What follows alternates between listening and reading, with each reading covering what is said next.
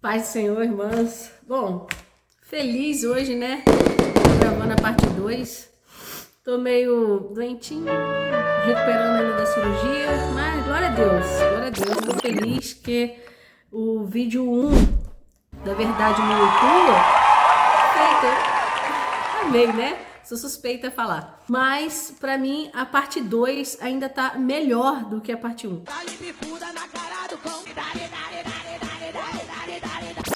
Sobre rendição e obediência. Ou seja, parecer muito semelhante, mas na verdade não são. Tem uma grande diferença entre obediência e rendição. Mas eu ainda quero falar de um assunto do último vídeo que eu achei que ficou um pouco em aberto. E eu acho super importante ressaltar e deixar muito explícito tudo aquilo que Deus quer falar conosco. Quando eu criei Verdades Nua e Crua, a intenção era levar mulheres a entender o que está acontecendo. Uma das coisas que eu achei que ficou em aberto do vídeo 1 e que eu disse na parte 2, sem falta, eu vou falar sobre isso. Eu falei sobre aceitar a vontade de Deus, ser extremamente submisso à vontade dele, se render, é o que eu vou falar aqui hoje também. Mas eu acho que faltou dizer que tudo é por um propósito. Uma das coisas que eu falei aqui no culto de mulheres e que eu deixei passar desapercebido no vídeo é o seguinte: irmãs, todas as pessoas da Bíblia, todas, literalmente todas, desde Abraão, desde Moisés, todos eles. Posso citar também uma mulher que teve uma grande importância bíblica, que foi a pessoa de Esther. Bom, o que esses grandes homens e mulheres da fé têm em comum são provações extremistas. Vamos dar exemplos aqui. Abraão. Deus provou Abraão na sua máxima. Deus faz uma promessa, olha para Abraão, sabendo que a mulher dele era estéril, e faz uma promessa de um filho. E depois de um tempo, ele prova Abraão com o filho que ele mesmo prometeu. E depois ele diz: Abraão, pega um cutelo e mata o menino. Deus provou Abraão no seu máximo. Da mesma sorte, Deus provou Moisés. Nós vimos na palavra do Senhor um diálogo entre Deus e Moisés, onde Deus confronta Moisés. Se arrependi de fazer o povo. A palavra do Senhor diz que ele não é filho do homem para que minta, nem para que se arrependa. Então, peraí, ele se arrependeu ou não? Na verdade, Deus não se arrependeu. Deus nunca se arrepende. E nem mesmo dessa vez ele se arrependeu, nem por um minuto. Deus sabia de tudo o que estava acontecendo. Na verdade, o diálogo entre Deus e Moisés era uma provação para o próprio Moisés, para saber o que estava no coração daquele grande líder. Se você vai matar o povo, então risca meu nome do livro da vida. Ou seja, era só uma provação para Moisés. Então vamos falar de Esther. Deus levanta Esther, dá para ela a honraria de ser rainha, e de repente, passado um tempo, Deus sabendo que se ela entrasse na presença do rei, ela morreria, Deus coloca ela numa prova inusitada. Porém, ou ela entrava na presença do rei e corria o risco de morrer, ou ela iria assistir todo o seu povo sendo dizimado. Isso levou Esther a um conflito absurdo. Imagina você escolher entre morrer ou assistir todo o seu povo morrendo. Bom, verdade que Deus já sabia de toda a história, porque Deus é o Deus da história. E uma das coisas que é extremamente necessário ressaltar para vocês hoje é que o mesmo Deus que está te colocando nessa situação é o mesmo Deus que tem poder para te tirar disso. O mesmo caminho que preparou a provação, ele preparou o escape. Nós vimos isso diversas vezes, assim como Sadraque, Mesaque e Abednego, todos foram levados no seu extremo. A nossa geração aprendeu a enxergar a Deus de uma forma errônea, porque Deus tem que cumprir aquilo que nós estamos esperando. Mas verdade é que nós fomos seres criados para ser servos. Nós não queremos ser provados, nós queremos mudar toda a história da igreja. Todos passaram por isso em todos os períodos. No nosso século, no nosso país, a igreja não é perseguida com morte, mas, contudo, há uma guerra fria que nós não vemos, onde nós estamos sendo dizimados mentalmente e espiritualmente. Quero dizer para você que Deus ele é tremendamente fiel. Se ele está te levando a um campo de provação, é porque ele sabe que é necessário. O campo da provação vai gerar pontes para você atravessar todo esse percurso da sua vida até chegar onde Deus espera que você chegue. Você precisa confiar em Deus, se entregar para Deus, acreditar que Ele sabe o que está fazendo. Para fechar nossa fala sobre os personagens bíblicos, todos eles foram provados ao extremo. E o mesmo Deus que gerou a provação simultaneamente gerou o livramento. Toda vez que você se acovarda em fé, você torna o teu Deus falível. Você precisa acreditar, confiar, se render e se entregar de fato. Acredite, meu irmão, Deus sabe o que Ele está fazendo. Vamos para o nosso tema de hoje. Obediência versus rendição. É a mesma coisa? Acompanhe comigo a leitura. Obediência. Escutar com atenção. Um comportamento pelo qual um ser aceita as ordens dadas por outro. Vamos falar agora de rendição. É o ato de se render, de vencer, de ser vencido. Há uma diferença gritante aqui. Preste atenção. Se render. Sujeitar as ações, vontades ou imposições de outrem, submeter, sujeição. Obediência tem a ver com vontade, voluntariedade. Eu escuto e decido se vou acatar as ordens impostas. Rendição é muito mais profundo.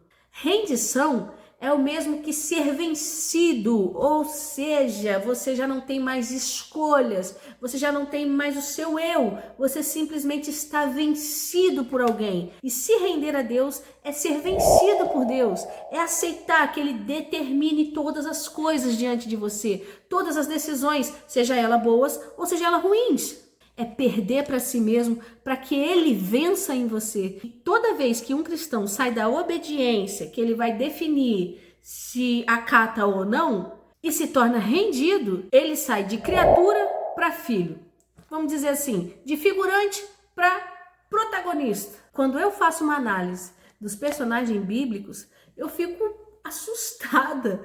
Homens que diziam estar felizes por sofrerem a afronta do nome de Jesus. A mentalidade deles era completamente diferente. Outro tema forte que nós aplicamos aqui no nosso culto de mulheres: Deus é dono, Deus é pai ou Deus é amigo? Há uma passagem na Bíblia que Ele nos chama de amigos. Vamos entender um pouco mais sobre isso? Vamos ler João, capítulo 15, versos 14 e 15. Diz assim: vós sereis meus amigos se fizerdes o que eu mando. Já não vos chamareis servos, porque o servo sabe o que faz o seu senhor.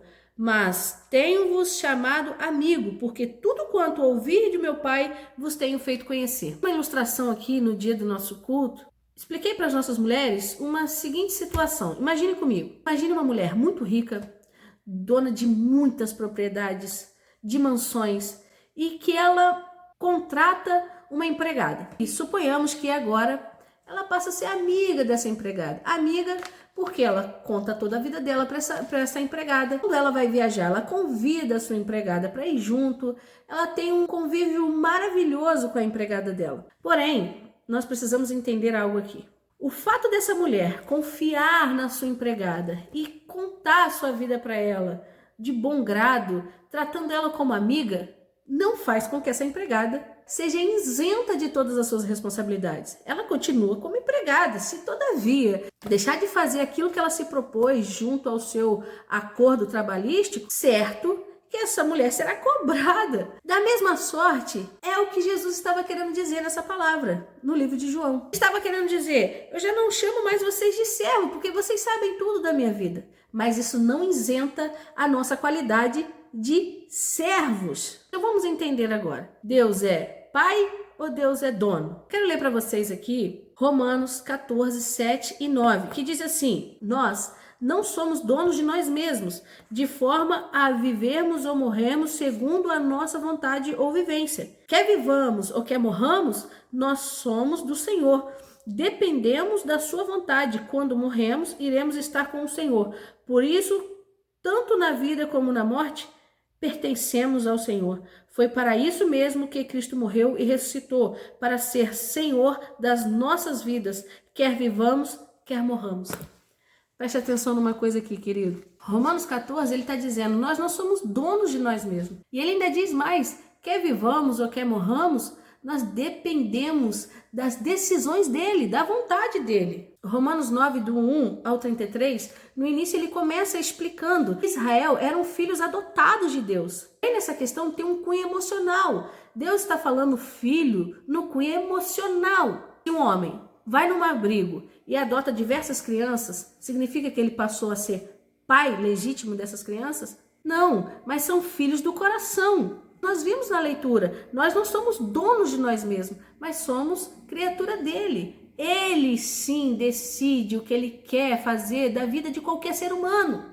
Nós fomos criados para servir a Deus, para servir a sua vontade, ou seja, sermos rendidos a Ele. Precisamos aceitar o nosso chamado e estar de acordo com o nosso chamado. A palavra do Senhor vai dizer que Ele cumpre o desejo do coração daqueles que se rendem a Ele. Em João 15, Ele disse: serão meus amigos se fizer o que eu mando. Só quem pode mandar é quem é dono. Ei, você, esposa, que está aí ansiosa para que Deus transforme o seu esposo, eu preciso de verdade que você entenda essas verdades nua e crua aqui, para que você mude a sua percepção mental, para que o quanto antes Deus possa mudar a sua vida. Em Romanos 9 também, ele diz algo muito forte.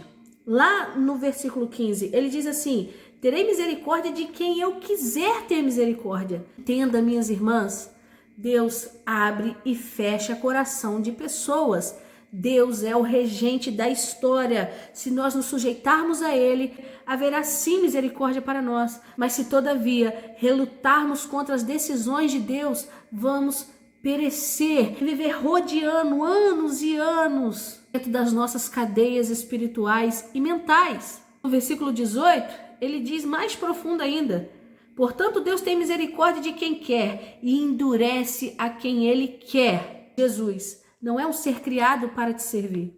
Ele é um ser criado para ser servido. O Senhor vai dizer que dele, por ele e para ele são todas as coisas. Verdadeiramente precisamos mudar a nossa concepção de como enxergamos a pessoa de Deus e de como entramos na presença dele. O Senhor diz também que importa que estejamos em espírito. Você consegue entender que não é toda oração que ele está recebendo?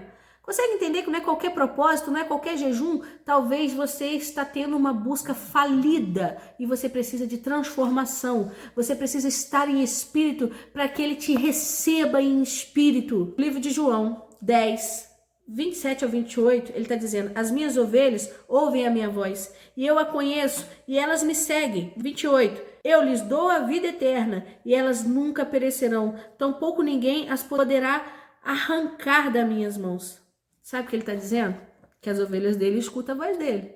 Se você é ovelha, você vai escutar. Esse estudo é muito importante. Eu acho que chegou o tempo de nós separarmos as meninas das mulheres de fé. Eu quero entrar com vocês agora num outro tópico. Lembra que eu falei para vocês na parte 1 do nosso estudo que a intenção ela é muito superior a qualquer outra coisa que você possa fazer? Eu quero falar para vocês que existe uma grande diferença na nossa busca com Deus. Existe aquilo que é primário e o que é secundário. Vamos fazer uma lista aqui e colocar ponto a ponto o que seria primário e o que seria secundário. Todo servo de Deus, ele tem hábitos de oração, de jejum, de votos, cultuar, louvar, fazer visitas e por aí vai. Porém, eu gostaria de dizer para você que todas essas coisas que você cumpre sendo servo de Deus, automaticamente essas coisas é feita para você mesmo. Quando você ora a Deus, é uma forma de você estar mais próximo de Deus. Não necessariamente Deus depende das suas orações.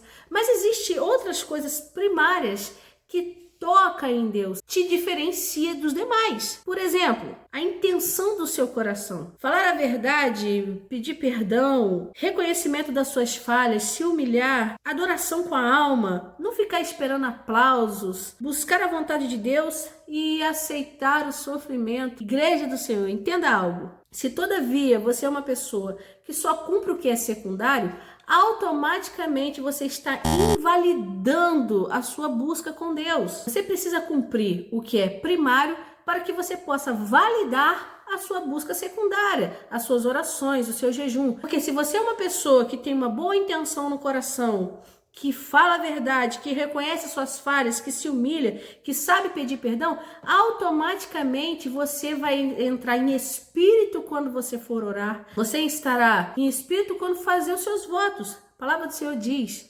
que não é de qualquer maneira que se entra na presença de Deus. Muitas das vezes você está brigado com o seu cônjuge, muitas das vezes vocês não estão nem se falando, mas você está tocando a tua vida espiritual e acreditando que Deus está aceitando e está tudo bem, está tudo normal.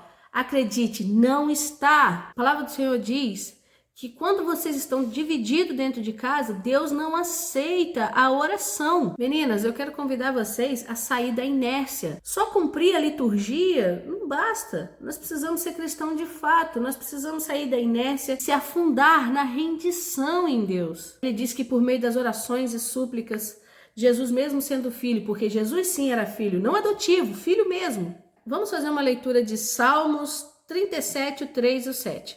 Diz assim: confia no Senhor e faz o bem, habitarás na terra e verdadeiramente serás alimentado. Deleita-te também no Senhor e te concederá os desejos do teu coração. Entrega o teu caminho ao Senhor, confia nele e ele fará. No capítulo 4, ele está dizendo que Deus concederá o desejo do seu coração. Confia nele, espera nele. Bom, eu quero fechar aqui a parte 2 do nosso estudo. É sempre um prazer poder divulgar aquilo que o Senhor me deu. Antes de fechar de fato, eu ainda quero fazer um pouquinho mais. Vamos para a parte 3.